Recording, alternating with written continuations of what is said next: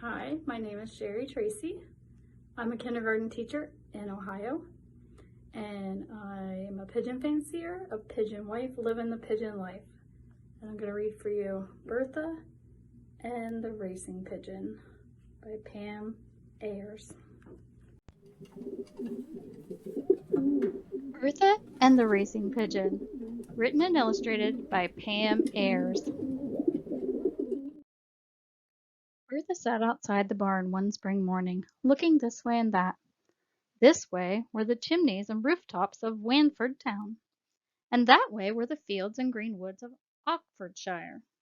Immediately underneath her was the barn, and Bertha lived in the upper right-hand corner.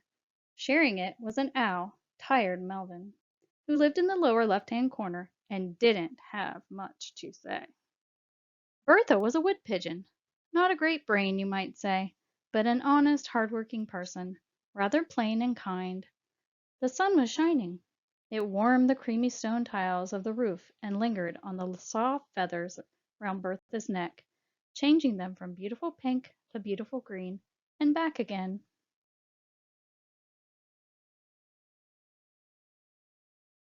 Rapidly nearing Bertha from the north was a black dot with a marble clenched in its feet.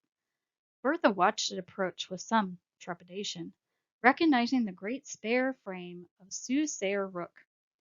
He could see into the future and would tell your fortune for you if you wanted, and also if you didn't want. Bertha's feathers blew about as he flapped up beside her, fighting to retain his marble and his balance. His own baggy trouser-legged feathers were ruffled by the struggle and stuck out askew. Good grief, he panted, great chalky beak agape. I've flown all the way from over yonder. How lovely to see you, began Bertha politely. No, no, don't speak, cried Sayer Rook with much drama, eye to eye with the glass marble. The crystal ball is clearin'. Bertha peered over his shoulder at the chipped surface of the marble. Oh, Bertha, he murmured, I can see trouble in store. I can see strife. I can see a great cloud on the crystal ball. Perhaps you dropped it in something, Bertha ventured. No, not that sort of cloud, said Rook rather sharply. This cloud is almost upon you, Bertha. You must take preparations. I see a long journey ahead of you. Rook was warming to his subject now. I see you flying far, far away, over the trees and great cities. I see a word, Bertha. It begins with P. Puffed out? She suggested helpfully. Soothsayer Rook did not reply, but looked balefully up from the marble. The crystal ball never lies, he said, eyes glinting at the other end of the beak. There is them that mock, and then again there is them that believe. Time will tell. And because Rook also saw himself as something of a poet, he added ominously, Not so clever it do be to laugh at what in the crystal ball I do see. He looked sternly at Bertha for a moment, then gripping the marble manfully between his feet, he prepared to fly off. Can't you stay for a little while, Rook? Asked Bertha, who did like Rook, even though at times she found him a little difficult to fathom. You could share a crust with me. Thank you, no, Rook replied. I'm off to see Sid Magpie. I always tell his fortune of a Tuesday, you see. He depends on it. He won't get out of bed if I haven't been, for fear of doing the wrong thing. Goodbye, he shouted as he flapped away into the wood. Funny old Rook, thought Bertha, watching him disappear. But there was something Bertha did not know. Everything Rook had predicted was going to come true.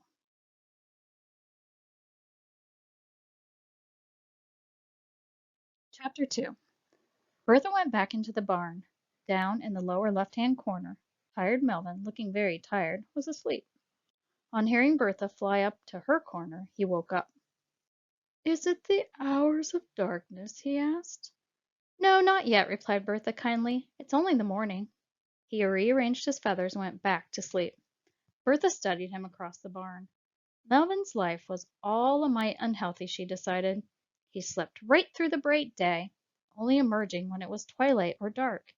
And when he returned to the barn in the early morning, if you looked closely, you could see dried blood on his beak and in the feathers of his feet. By now Bertha was hungry, so she flew over the fields to Wanford. There she would potter around the marketplace, picking up bits. On a good day, people threw crumbs. On a bad day, she would meet the two evil brothers, Andy and Quick Buck Harris, who threw stones and horrid fag ends. But on an specially fine and wonderful day, she would meet the road sweeper, Jack Broom. He was a big, kind man in a black jacket and cap, who never went around hurting things. Jack pushed his truck full of brooms and spades, swept the town, and kept it looking ship-shape. Most lunch times, if he was out that way, he would be found sitting under the statue of King Alfred in the marketplace, and he would keep an eye open for Bertha.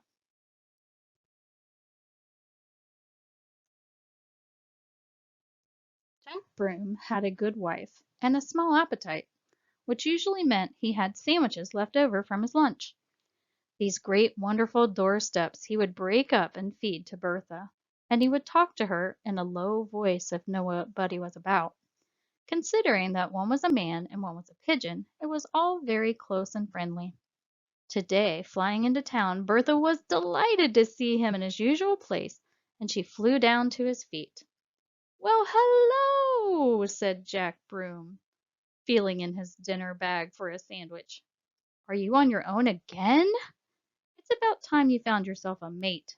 Now it's spring and all." And it was true. Bertha didn't have a mate. Sometimes it could grow very lonely in the upper right-hand corner. Chapter 3. That afternoon she was sitting on the barn, digesting Jack Broom's sandwich in the sunshine and wondering whether to fly over to the gravel pit for a bath. Scanning the blue sky idly, she noticed another black dot approaching from the north. "Soothsayer Rook again?" she wondered. "But I've had my fortune told once today." But it wasn't Soothsayer Rook. It wasn't big enough. Furthermore, it wasn't flying a very straight course. In fact, whoever it was didn't appear to be flying very well at all, but was tumbling about in the most extraordinary fashion. As it came closer, Bertha could see it was a pigeon. Not an ordinary pigeon like herself, but a larger bird, a different color and more fancy altogether. The poor bird struggled nearer, heading for the barn. Bertha hoped it hadn't been shot. Shot birds were very distressing, because there wasn't much you could do, as a pigeon. At the entrance to the barn, the stranger faltered and seemed to give up altogether, fluttering down to the earth and lying very still. He was a brown and white racing pigeon with a ring around one leg. Bertha stared worriedly as he miserably puffed up his feathers and closed his eyes. As she flew down, and keeping a little distance away, because after all you never knew, walked around him looking for shot wounds. Luckily she could see none. Edging a little closer, she asked in a small voice, "Can I help you at all?" The brown and white pigeon opened an eye. "Is this the loft?" he said. "No," replied Bertha rather uncertainly, not knowing what a loft was. "It's the barn." "Oh," he said in a small, disappointed voice. "I'm lost then." "Where are you going?" asked Bertha. "Birmingham. I'm in a race." Whatever happened? Bertha wanted to know. "There was a storm at the start, a really bad one. We were all blown about, but I lost a flight feather. When the storm cleared, my companions were gone. I couldn't keep up, you see. I couldn't fly a proper straight course." Bertha inspected the beautiful brown and white speckled wing. Sure enough, there was a great gap instead of the important flight feather pigeons steer with. "Do you happen," asked the racing pigeon, "to have any food to spare at all?"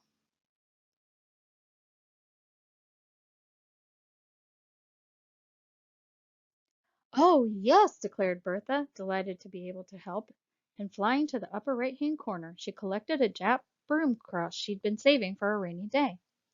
When she dropped it in front of him, they found he was too weak to pull it apart on his own, so Bertha kindly stood on one end.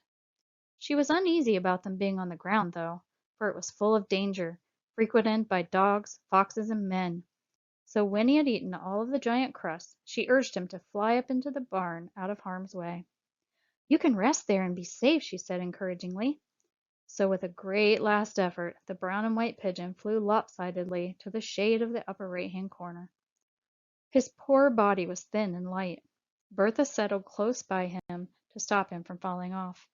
I'll look after you, she said. My name is Bertha. I live here. You are very kind, he replied. My name is Fleet.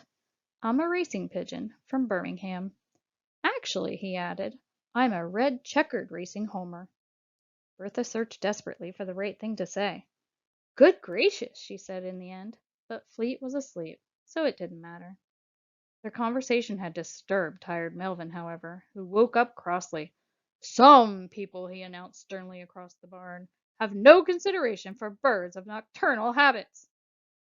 For what? Asked Bertha, baffled. For birds that fly by night, he snapped. For the night shift. So Bertha stayed awake in the barn whilst tired Melvin and Fleet, the racing pigeon, slept on.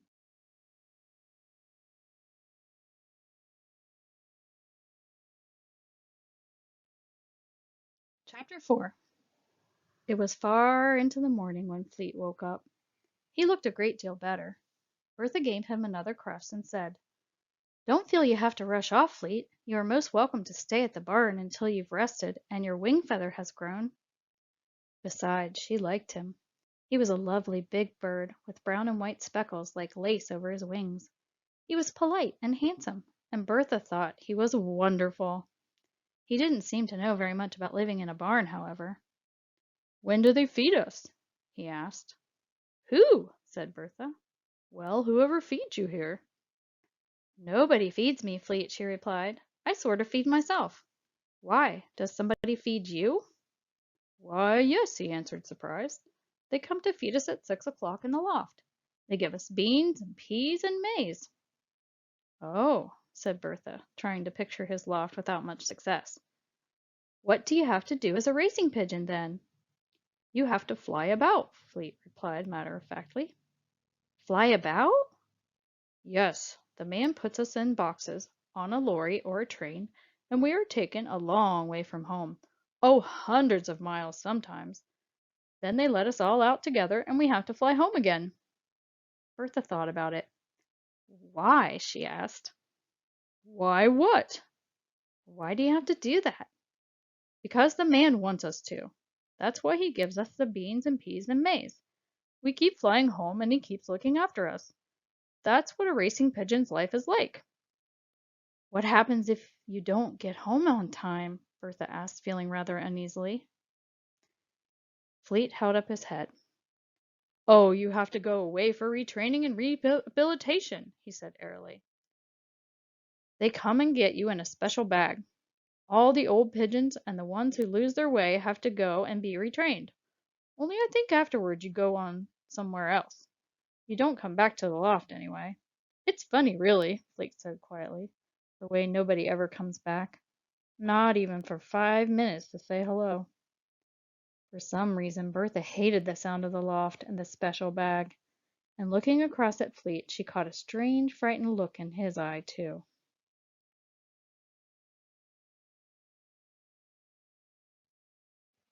Chapter 5.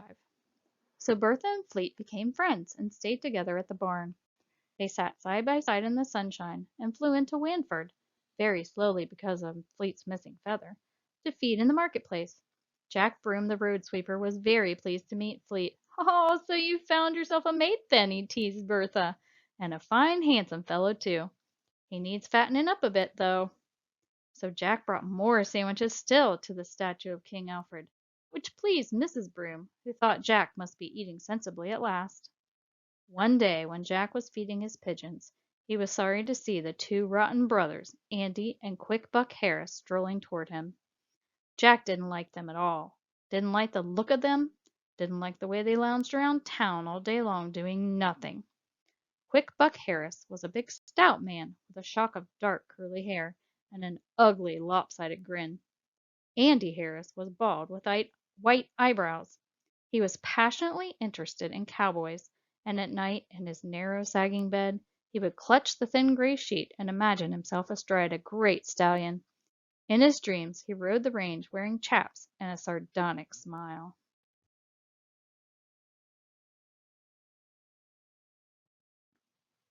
In actual fact, he was very weak and did as his brother told him. But because of his consuming love for anything to do with the Wild West, Andy Harris permanently wore cowboy boots and a pair of giant tin spurs, which the cheap jack on the Saturday market assured him had been sent straight from Texas direct. As they sat down either side of Jack, Bertha nudged Fleet nervously. "Come away, Fleet," she said quickly, and made him leave the crusts on the ground and fly off. "They mean us no good," she told him. "I can feel it. Be very careful of them." Still chasing the birds then, Jack?" asked Quickback, grinning.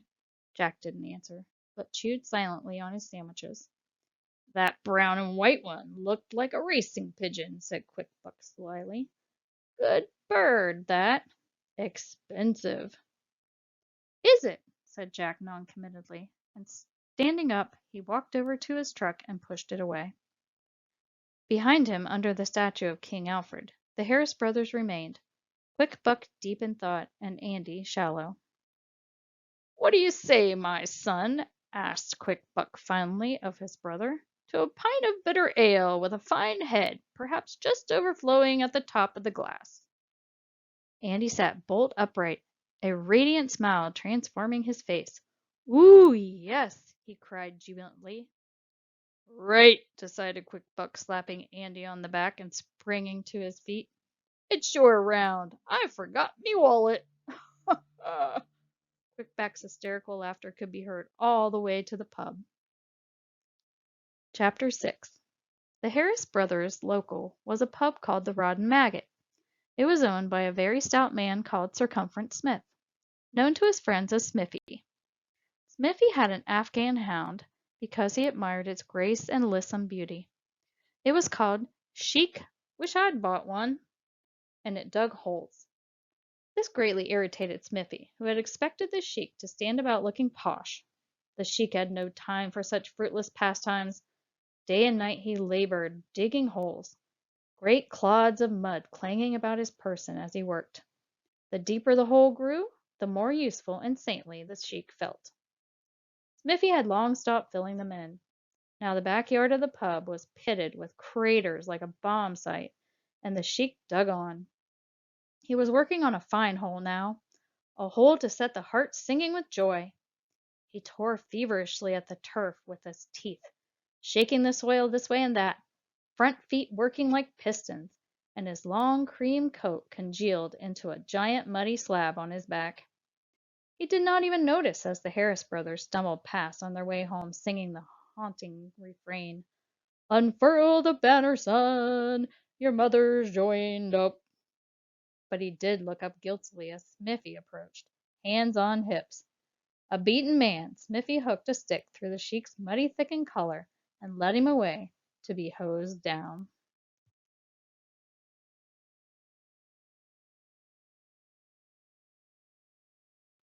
Behind them, water seeped into the bottom of the hole. Some time later the Sheik, clean and beautiful, and with the loving thrum of the hose pipe ringing in his ears, swept past the blocked drain in the yard, to pause at the pub gate.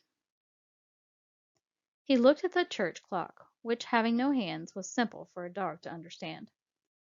Just time for a walk before the afternoon's dig. He tossed his elegant blond mane and trotted off alone to his private place of worship, the biggest hole for miles around, the deepest, the most wonderful. Oxfordshire's answer to the Grand Canyon, Wanford Gravel Pit! With a flourish of his silken tail, he was gone. Chapter 7. Bertha didn't want to think about Fleet going back to Birmingham. She liked him very much. Life was altogether nicer with a friend, and at night they sat on the barn beam in the upper right-hand corner and slept close together for comfort and warmth. They didn't talk about Birmingham at all, yet Fleet had been living at the barn for some days now. He was fully recovered and he could fly. Clearly, sooner or later they would have to discuss what was to become of Fleet. For now, though, it had all been brushed under the carpet. Today was very hot. and they flew south to Wanford Gravel Pit for a bath. One end of the pit had been turned into a rubbish dump and was full of wailing seagulls from foreign parts, but at the other end the water was shallow and clean. There was a yellow gravel beach under the cliff where the pigeons could take a bath and dry off in the sunshine. It was a perfect spot. Bertha and Fleet stayed for much of the summer afternoon, fluffing their feathers and splashing in the water.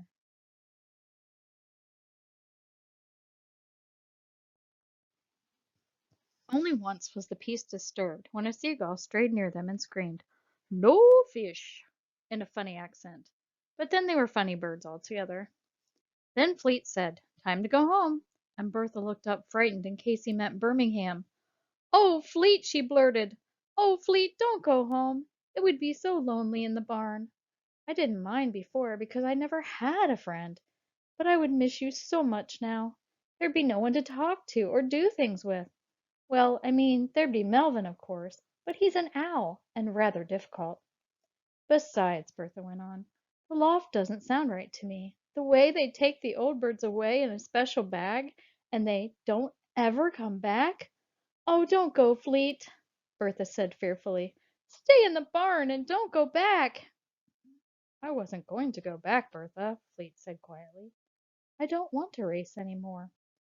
If you didn't want me, I was going to go to Trafalgar Square. But I like it here. It's green and fresh and nice. Birmingham is all lorries and smoke and roads, and I'd miss you too. You're the best friend I've ever had." And so on the yellow beach at Wayford Gravel Pit, they decided that Fleet would be a racing pigeon, retired, and that he and Bertha would pair up, build a nest in the barn, and lay eggs, which altogether the proper thing for pigeons to do. Bertha was so overcome with relief that she walked off and had another bath to help her collect herself. Fleet, like many other racing pigeons, had the name and telephone number of his loft stamped on his wing in black ink.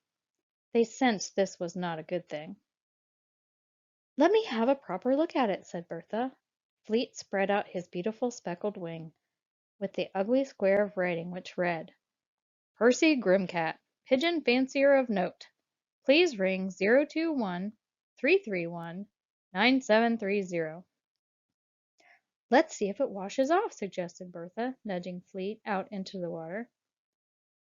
But though they preened and wetted it in the gravel pit, the writing remained as black and clear as ever. "It's no good," Bertha admitted, coughing up a feather. "It doesn't wash off. Perhaps it will wear off, Fleet." Another problem, of course, was the ring around his leg, which identified him as the property of Percy Grimcat. No end of tugging could get it off. It was too late. The rings were put on when the pigeons were babies with small, flexible feet, and Fleet was fully grown now. So the ring, too, had to stay. "Never mind," Bertha said as they prepared to fly back to the barn. "I don't expect Percy Grimcat will come looking for you here." Suddenly both pigeons froze as the grasses along the top of the cliff parted to reveal, not the face of Percy Grimcat, but the long body of Chic Wish I'd Bought One, gliding along the cliff edge, head held high. Always a dog with a fertile imagination, the Sheik was in a world of his own. He surveyed the vast gravel pit. It stretched as far as the Afghan eye could see.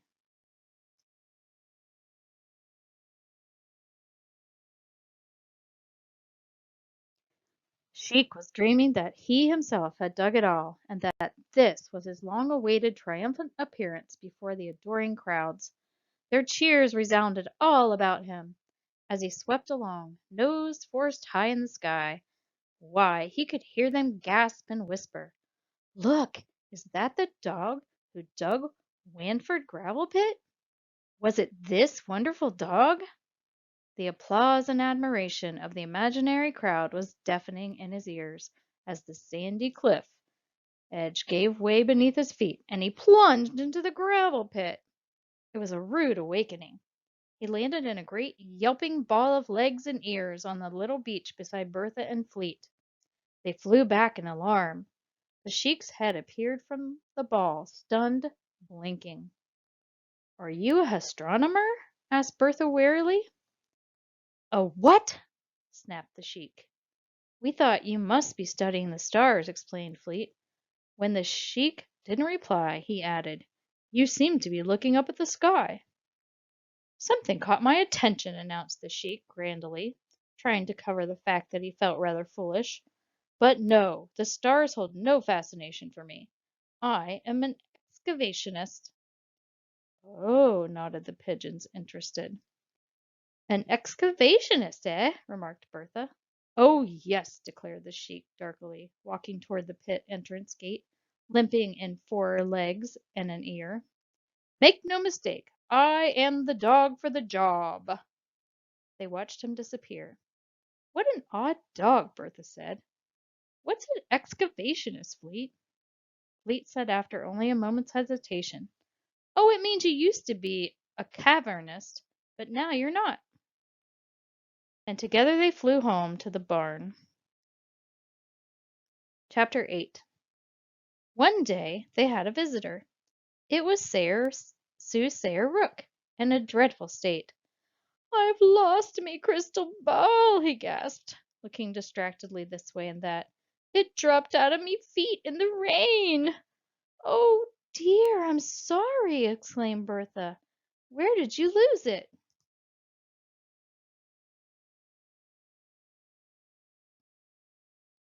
Over by the fruit pie factory, gabbled Soothsayer. Oh, whatever shall I do? I don't know what's going to happen from one day to the next. It's a fearful business. It's me livelihood gone. All my customers, they come to me and ask, what shall I do about this or that, Soothsayer? And I can't advise them. I'm losing all credibility. Oh, Cora Blimey!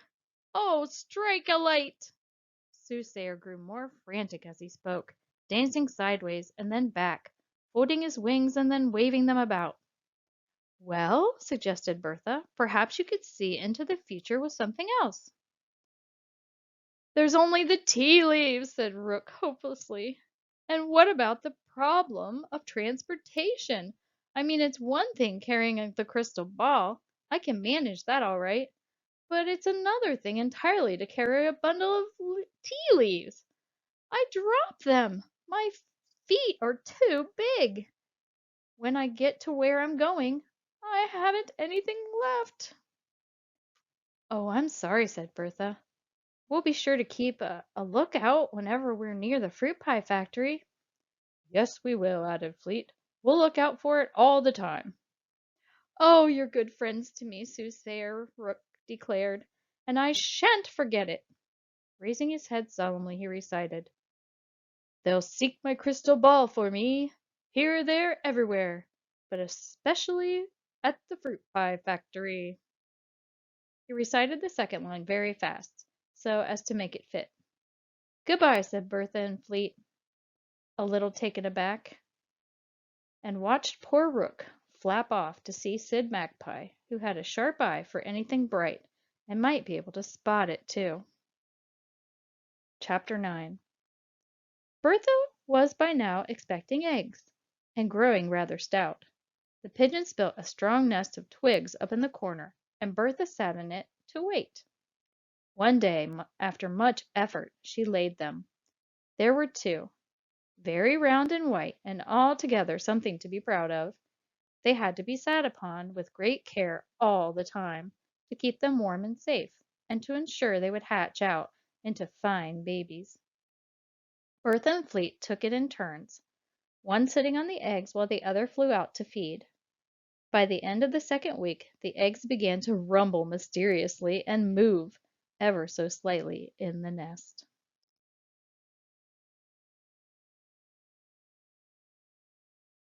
Even tired Melvin took an interest. You've got eggs, I see. You and that mate of yours. Yes, replied Bertha rather proudly. We're expecting them to hatch out any day now. Yes, well, I realize that. These things happen, said Melvin importantly. But I do hope that these offspring of yours are not going to kick up a racket during unsociable hours. Pardon? Said Bertha, troubled, as usual, by the owl's turn of phrase. I hope they don't wake me up, he snapped. for I am a bird that sleeps by day and walks by night." "Oh, no," she agreed. "I won't let them do that." "What time is it?" asked Melvin. "About afternoon," replied Bertha. Chapter 10. Meanwhile, back at the Rod and Magnet, Chic, Wish I Had a Bought One, was aglow with joy and fulfillment as he surveyed the hole he had dug. Never in all his career had he dug for so long without hitting rock or fool's gold. He sat on the edge, undistinguishable from the heaped mud on all sides. Why, it was more than a hole. It was a pit, a chasm, a feat of engineering unrivaled in the history of dog. A muddy slurry lapped in the bottom. It was finished, and expressive of supreme peace transformed his muddy encrusted face as Chic Wish I'd a Bought One artist stepped delicately away to wait by the hose pipe.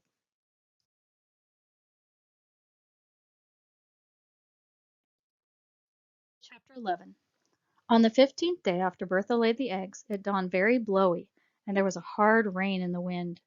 As the day progressed, a gale blew up, and the wind wailed around the barn, tearing a loose sheet of metal on one side so that it clanged and banged in a sudden startling fashion. The barn was wet and running with rain. These were hard days for the pigeons.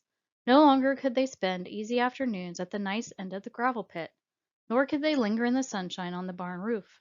The eggs could not be left, not for a minute. Once they grew cold, the babies inside would die, and the eggs would turn sour and useless in the nest. So they continued into the third week, the long still hours sitting in the upper right-hand corner, and the hurried flights out to snatch food they could find. The pigeons grew thin and light. In the late afternoon, Bertha, battling the wind and cold rain, struggled back to take over from Fleet. She flew gratefully from the wildness outside to the warm peace of the barn. "Oh, Fleet, be careful," she said. It's a dreadful day, and this wind blows us like paper now that we are so thin." "I'll take care," he said. "But I'm so hungry. I must go. I'll try to find Jack Broom in the town." And Fleet flew out of the barn into the storm, leaving Bertha in the dim corner uneasy. Outside, the wind wrenched the loose metal this way and that, rattling and slamming it violently against the barn wall. Tired Melvin puffed up his feathers and turned his face closer to the wall, trying to sleep. Bertha nudged the eggs around and then settled down to watch the door for Fleet's return. Only Fleet wasn't coming back. Chapter 12. Down in the town, a siren blew to tell the workers in the all pastry and Gap fruit pie factory that it was time to go home. The great double doors opened, and men and women poured out, all dressed in white overalls to keep the pies clean. They hurried along in the wind, their heads bent down against the rain. One of the ladies from the factory had a little boy running beside her. The lady was very cold and anxious to get home. The little boy was equally anxious to go to the shop for some toffees. "Can we go, Mum? Can I have some toffees, Mum?" "No, you can't," she said sharply. "I'm not going to the shop in this weather. And anyway, toffees will rot your teeth." "Oh, Mom!" cried the small boy angrily and kicked a tuffet of grass beside the path. After his mother had hurried him on impatiently, a large bright marble rolled out of the grass and lay clearly in the road.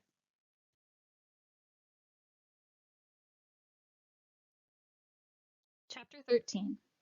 It was there that Fleet saw it as he fought his way into the town. He knew straight away that it was Soothsayer Rook's crystal ball. For a moment he couldn't decide what to do. He was very cold and hungry. He wanted to find food and return quickly to the barn. On the other hand, he remembered poor Rook dancing backwards and forwards, worried and unhappy as he told them of the loss. Fleet thought how overjoyed Rook would be to have it back. It wouldn't take long to return it to his house, high in the dead elms in the wood. Fleet swooped down, picked it up with some difficulty, and turned toward the wood. He flew awkwardly against the dreadful wind. When he arrived at the great elm where Rook lived, he was wet and more tired than ever. But Rook couldn't believe it. He looked at the marble and looked again. A great tear of joy ran down his chalky old beak in the rain, and crying, Glad, glad, am ever so glad to have back the crystal ball which before I lost it I had. He laid it tenderly and ever so carefully beside him in the branches. He thanked Fleet again and again for his trouble.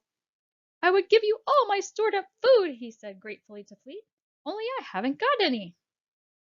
Fleet flew down from the elm and made for the town, weary and wet. The wind roared loudly about him as he came down into the marketplace. Back up in the elm, Soothsayer danced sideways along the branches in his baggy trousers, relieved and happy. After a little while he rushed fondly to the crystal ball to catch up on what was happening. He peered into it. The happiness melted away from his face. He wiped it with his wing to make sure that the rain wasn't affecting what he could see. But it wasn't. The awful picture was there in the crystal ball, as plain as day. Fleet! Cried Soothsayer. Fleet, come back! The wind moaned round the black dead branches of his home. Soothsayer Rook was too late. Andy and Quick Buck Harris had already spotted Fleet feeding hungrily in the marketplace.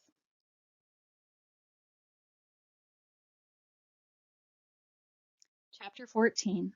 Fleet never heard them coming because of the wind, and he never saw them because he was so busy picking up food.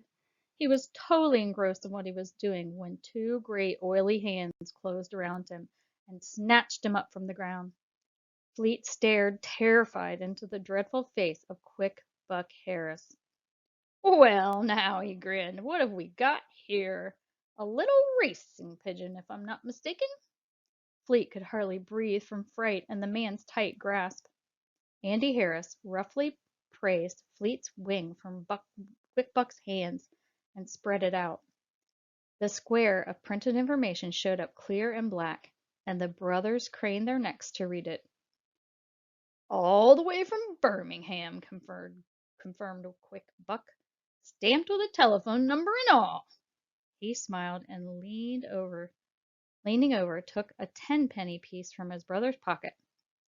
I think, Andy, my son, that we might make a telephone call in the direction of Birmingham. He stuffed Fleet down into his dark, musty pocket, and they sauntered off toward the phone box on the other side of the square. In doing so, they passed Jack Broom pushing his truck home, fed up with the rain. I see, Mr. Grimcat, Quick Buck was saying into the phone in his best voice. A prize bird of yours, is it? And you'd like me to send him back to you? Well, now, and he winked across the kiosk to his brother, you must realize that for a busy, hard-working person such as myself, time is money, and that perhaps some small encouragement. He gulped as Mr. Grimcat spoke, then quickly recovered himself. 20 pounds? Why, yes, indeed, 20 pounds should just about cover the cost of my trouble. And you'll put the money in the post as soon as the pigeon arrives? Harris House, Wanford, Onyx. Yes, that's right. Oh, no, a bargain's a bargain, sir. I shall put this pigeon on the next train. To where? Oh, you'd like him to sent to Paddington? Right away. Mr. Grimcat, a pleasure to do business with you. Goodbye.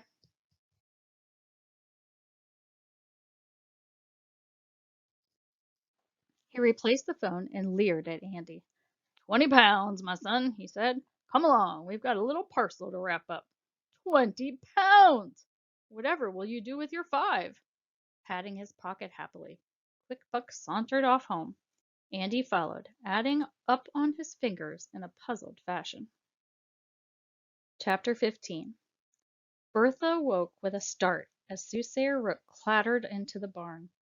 Oh, Bertha, dreadful news, he cried, dropping his crystal ball in the corner and rushing to the nest. They've got Fleet! Bertha came over cold. Outside the tin rattled against the wall. Fleet? She repeated. Who's got him? Andy and Quick Buck Harris, Bertha, he gasped, running sideways up and down the beam. Oh, do something! Do? Whispered Bertha, shocked. What can I do? The eggs! Oh, Rook, are you sure? He nodded violently. He found my crystal ball, Bertha, and after he'd gone, I could see he was in dreadful danger. and I flew after him, but I was too late. They'd got him, and I hadn't warned him. The sparrows said he didn't even see them coming. It's awful." "But why do they want Fleet?" Bertha began, and then stopped, realizing. "Oh, Rook," she said. "He's got that address on his wing. They'll send him back." They stared at each other blankly. "I must go after him," she decided. "But my eggs, they're all ready to hatch. Who will sit on them if I'm away?" Just then there was a stirring from the lower left-hand corner. They both looked over as tired Melvin woke up and demanded, "What on earth is going on in this barn?" Bertha and Soothsayer exchanged one glance and flew over to Melvin, settling one on each side of him. Shortly afterwards, Bertha and Soothsayer Rook swooped down out of the barn, with Rook peering through the rain at the crystal ball. "Over there, the railway station," he called, against the noise of the wind. Behind them, in the upper right-hand corner of the barn, tired Melvin was sprawled awkwardly over the two eggs, shouting crossly, "What do they think I am? Mother hen?"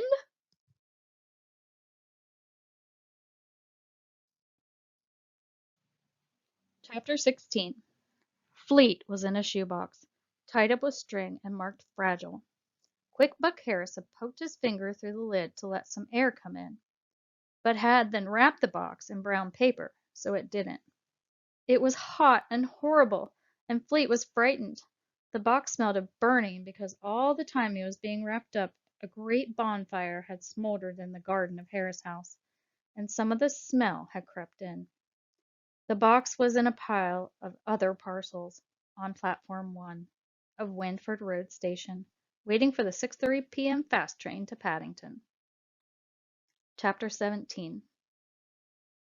The station master was called Archie Shadbolt. He had a very bad temper indeed.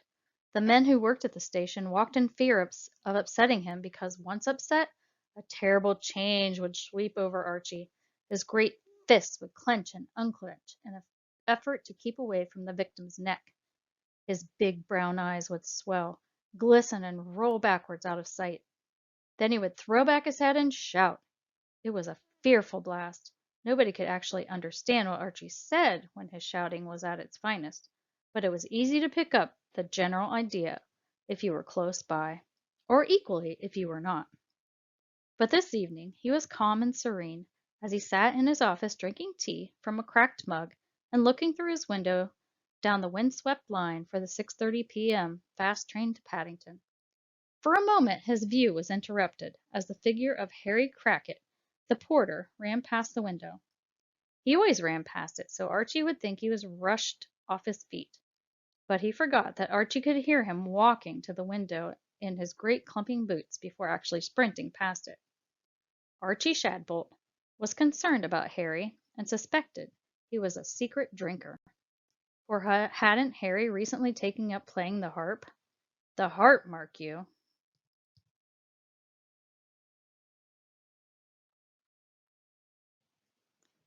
And had he not one day rashly brought the instrument to the station to show his mates?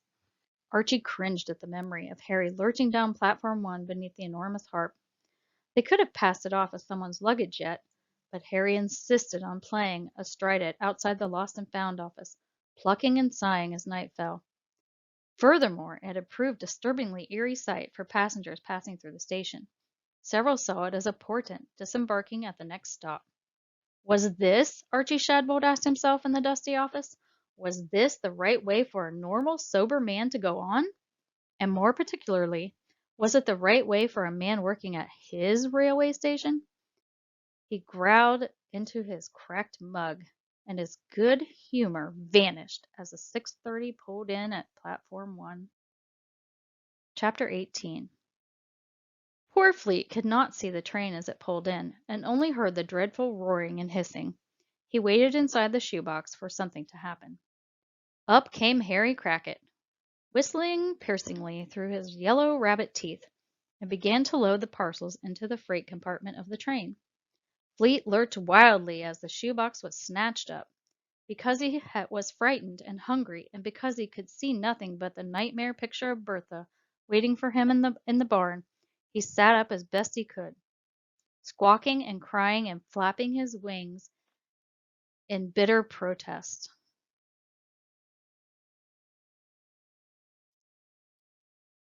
Though he did not realize it, this was really the cleverest thing he could have done, because sitting on the station roof, scanning the heaps of parcels desperately, were a thin lady pigeon and a rook with a marble. They heard the flapping coming from the box. "There, look, Bertha, that parcel there!" cried Soothsayer, and they watched helplessly as Harry carried it into his wagon. Soothsayer made up his mind. "Come on, Bertha," he cried, and in a flash they flew down straight past the startled man's face, into the wagon, and up on some mail bags at the back. Harry stared at them in amazement. "Shoo!" he shouted, waving his arms indignantly. But the bird stood fast, Bertha trembling a bit. Harry was unnerved. "Shoo!" he hollered again, peering and blinking across the gloomy wagon. Bertha and Rook sat stoutly together on the mailbag. Harry gulped. He didn't like it at all.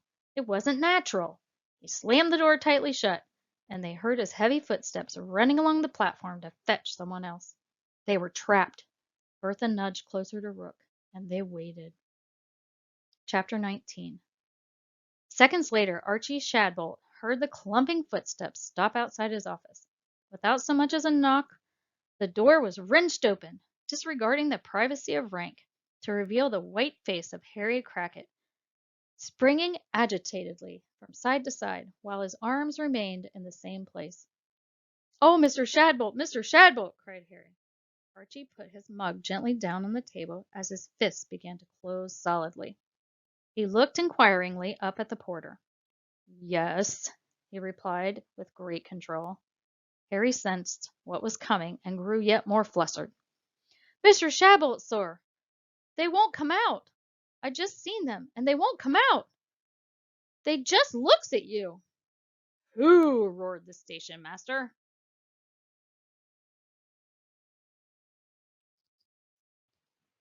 "A pigeon and a rook with a marble in his feet, in the freight van!" All Archie's worst fears were confirmed. The man must be drunk to talk such rubbish. An earth-shattering bellow of rage echoed round the station, and in the waiting room the fire came on. A mildewed photograph of the chain pier at Brighton fell on the floor in the ladies, as Harry Crackit, pinned to the office wall by the blast, watched the great gorged jugglers on Archie's neck emerge round and perfect, and wondered if he would ever again hear the sweet note of the harp. And against this stormy backdrop, the 6:30 p.m. fast train to Paddington, firm and sealed, glided out of the station. Chapter 20. "He never came back," Bertha breathed disbelievingly as the train gathered speed. "What could have happened to him?" wondered Soothsayer from his mailbag. "I thought he would be back in no time." Weak with relief, they gazed around the gloomy wagon as it clattered toward Paddington. "Where are you, Fleet?" called Bertha, and from a corner came a fluttering from the shoebox-shaped parcel marked fragile. Soothsayer perched on it and tore at the brown paper and string. Reaching the lid of the box, he put his great beak carefully into the air hole and ripped out a big patch of cardboard. Fleet struggled out of the hot, cramped box and sat shakingly beside it. Bertha and Rook looked all over him for damage and found none, to their great relief.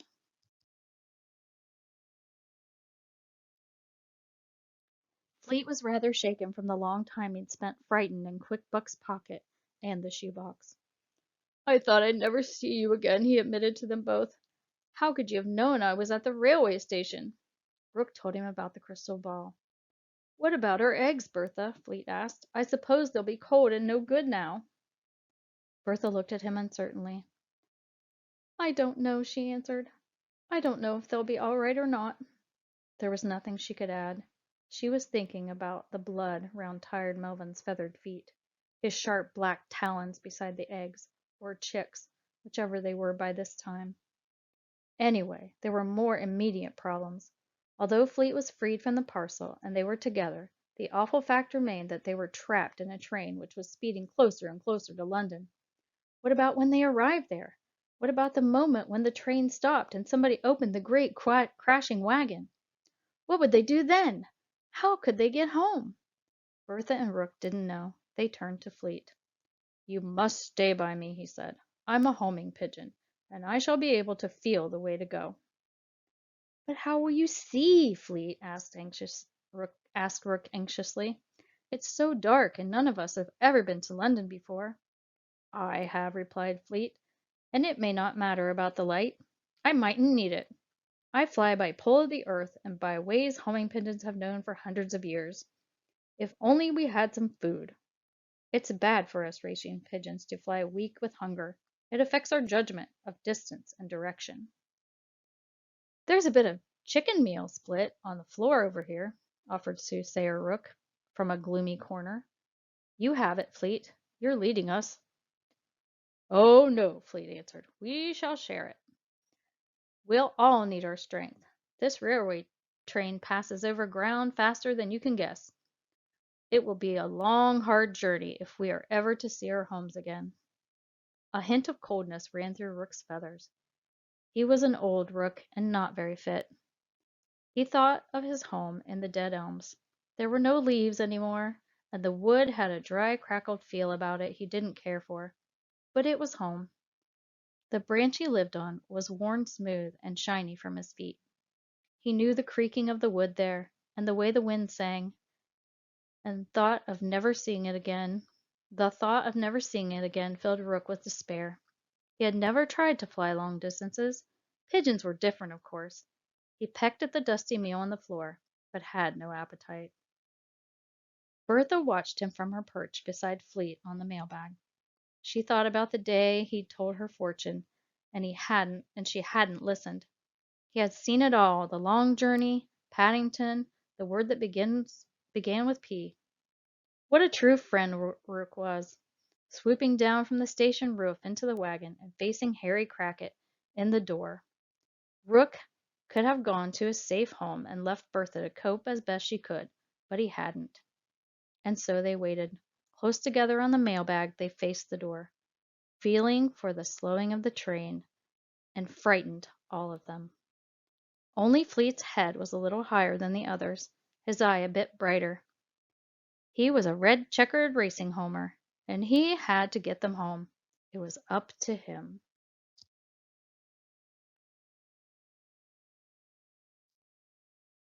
Chapter 21. Back home in Harris House, Quick-Buck undid the 9 locks on the drinks cupboard to reveal the bottle of whiskey and tin of peanuts they'd saved for Christmas and Quick-Buck's birthday.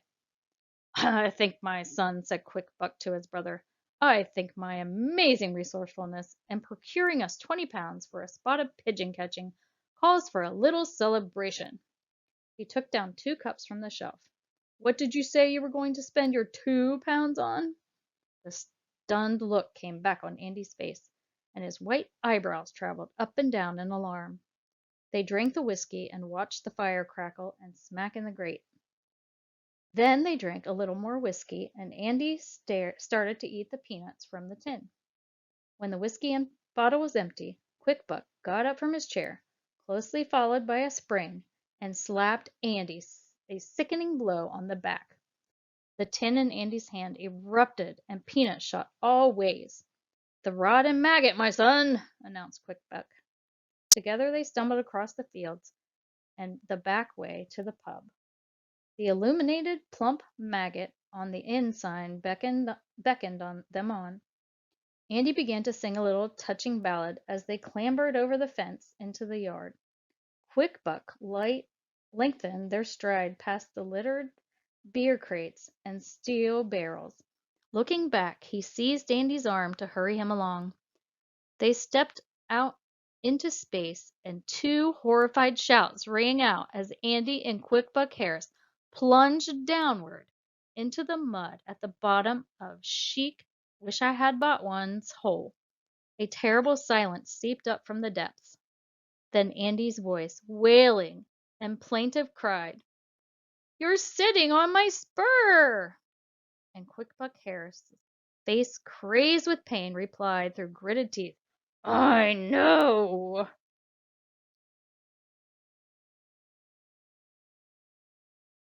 Chapter 22. Now Paddington Station in London is an enormous place full of noise and bustle, and above all, people. There are trains on either side as far as you can see. Funny sharp-nosed trains that travel like the wind, and cozy flat-faced trains that go more slowly. Swerving around the platforms are taxis and long rows of luggage-filled trucks, and over all hangs a great clock so you can see how many minutes you missed the train by. People run and weave everywhere. People crying, kissing, hitting each other, and drinking too much. People with boxes and bags. People carrying suitcases in their arms because the lock broke. People hollering and shouting, "Mind your backs!" as if your fronts didn't matter. And into this frantic neon-lit scene drew the 6:30 p.m. from Wanford Road Station. Chapter 23. The train came to a halt. All around Bertha, Fleet, and Soothsayer Rook were strange noises. Muffled shouting, whistles, and footsteps running back and forth. Their wagon rocked violently as the door of the next one slammed back. They heard the thud of mailbags being flung out on the platform. They waited, stiff, their hearts pounding. Fleet was in the center. Heavy footsteps halted outside their door. The lock rattled sharply as it was unfastened. "Stay with me," Fleet told them urgently. "Follow me wherever I go." The others nodded, poised. The door crashed back. Light blazed into the wagon, dazzling them all. 3 men stood in the door, wearing hats and uniforms. "Good grief!" exclaimed one, pointing. "Now!" said Fleet. The three birds flew for the door together. The men, startled, ducked aside, shouting as Rook's big black wings clapped noisily. Then they were out and up toward the ceiling of the station, up in the great steel girders and iron, flying blindly in the noise and smoke and terrifying bright light. Down on the ground the 3 men continued to shout and point. "Blow me if it isn't a blooming old rook! Get my air gun!" one of the men shouted excitedly. Fleet seemed to be bargaining around in circles. "It's like a great big shed!" cried Rook in despair. "We can't get out!" "Yes, we can," Fleet cried back. "One end is open for trains to come in. There, look! Fly for the end!" Behind Fleet they dodged through the great iron framework supporting the roof, making for the dark gap at the end that was sky and freedom. A train appeared, edging in, hissing, with a great blazing headlamps, which would have frightened Rook and Bertha back into the main station, but Fleet flew on toward it, passing above it, with the others following him closely, trusting and hoping.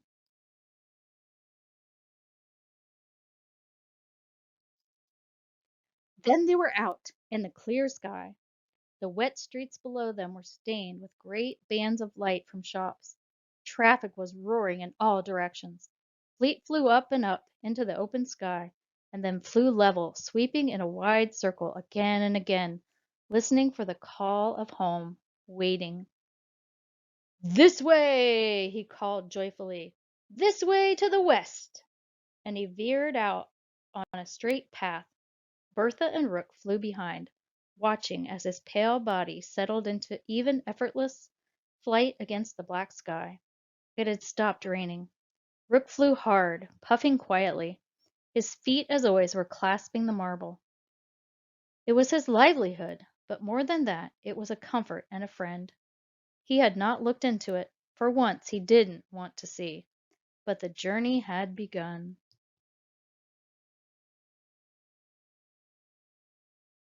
Chapter 24. Tired Melvin had the cramp. He thanked his lucky stars that none of the other owls could see him now. Sitting on 2 eggs in a pigeon's nest. What would they say to him? Melvin went cold at the thought. He couldn't imagine why he had agreed to do it. Bertha and Rook had taken advantage of his half-asleep state. He fumed to himself up in the corner. And the eggs wouldn't keep still.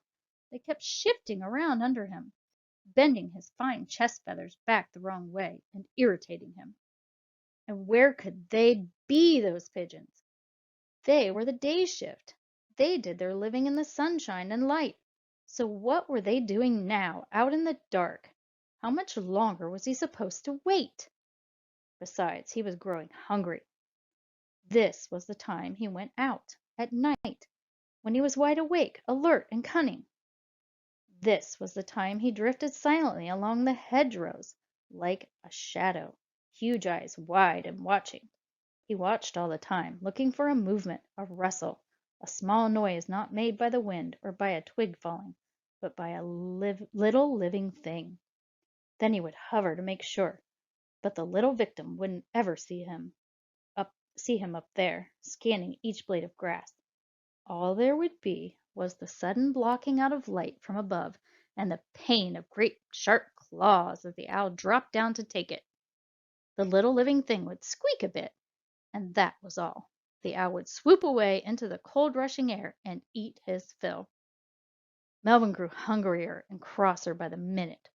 All his instincts urged him to leave the barn, the cramped, ridiculous nest. Suddenly something sharp stuck into the owl's chest. Jumping nervously, he sprang up, looking down alarmed at the eggs. He stared incredulous. A beak showing through the shell of one egg! It had cracked, and there inside, wriggling, was a little living thing.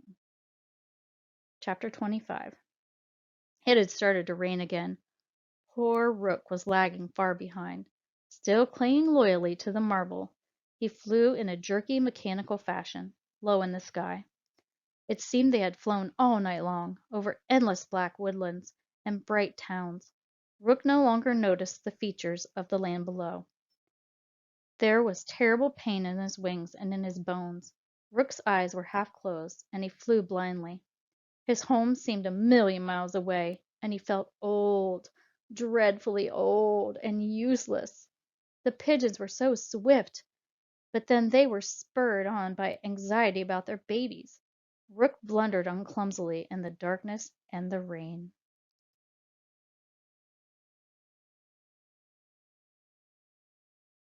Fleet was keeping a worried, careful eye on him. To Bertha flying alongside, he said quietly, "We will have to rest. Rook is in a very bad way." He called back, "Rook! We're going to rest. This fir tree up ahead. Follow us." It was a big fir tree, the kind that stood in Wanford Market at Christmas, all covered in lights. Bertha and Fleet helped Rook to wedge himself between the tree trunk and a big branch. They could see he was almost finished.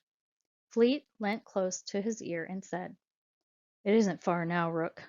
I can't be sure, but I feel we are almost home." Rook shook his head. "You'll have to leave me behind," he said. "I'm sorry, Fleet. I hoped I would turn out to be a long-distance rook, but I haven't." He puffed his feathers up and closed his eyes, his head leaning sideways on the trunk of the Christmas tree. "No!" chorused Bertha and Fleet together. "We won't do that, leave you propped up here after you've helped us so much. You must fly a little further, Rook. Just a few more fields." "But what about your eggs?" Rook asked. "I'm slowing you both down." "We don't care," insisted the pigeons. "We won't go home without you."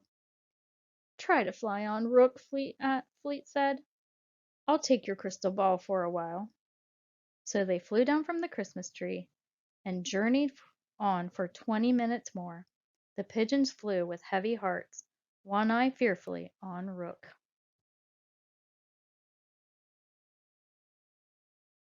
Fleet was searching desperately for landmarks. Suddenly his sharp eye caught the shape of one solitary rooftop in the distance, silhouetted black against the moonlight. He looked at it, looked to the east and west to make certain, then cried out loud, "Rook! It's the fruit pie factory!" Rook opened one eye disbelievingly and saw the familiar shape. "It's the fruit pie factory," he said, reassuringly to himself. A great tear appeared, ran down his white beak, and mingled in the rain. New strength flowed into his aching wings. There on the horizon were the dead elms. Rook was nearly home!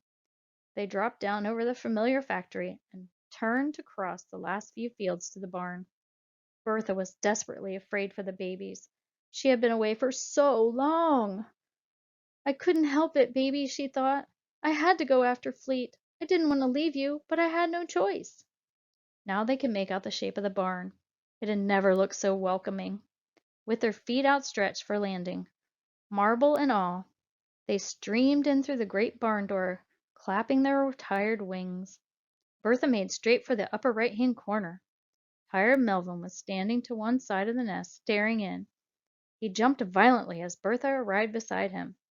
There in the nest, in a distinguished state of not having been cleaned up yet, were two beautiful white chicks, stuck all over with pieces of shell and peering anxiously this way and that.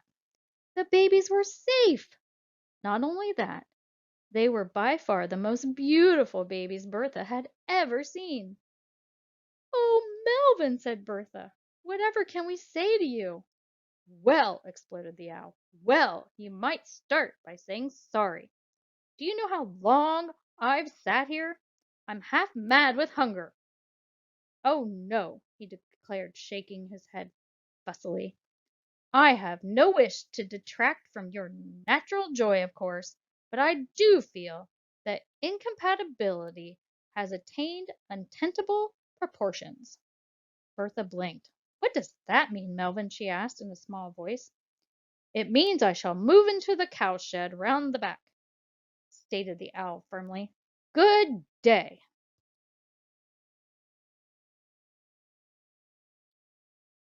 Owl swooped low out of the barn, white and mothy, to begin his overdue hunting expedition. "Thank you very much, Melvin," the pigeons chorused after him. Fleet and Bertha set about separating the chicks from the sticky eggshell. "I say," croaked down Soothsayer Rook, who, reunited with the crystal ball, was squinting into it high up in the rafters of the barn. "The crystal ball is clearin'. It shows a great family of brown and white and gray pigeons sitting on the roof of a barn. As far as I can see," he announced, "they all live happily ever after." He rolled the marble safely into the corner. "And," he added, settling down to sleep, "we long-distance rooks are never wrong."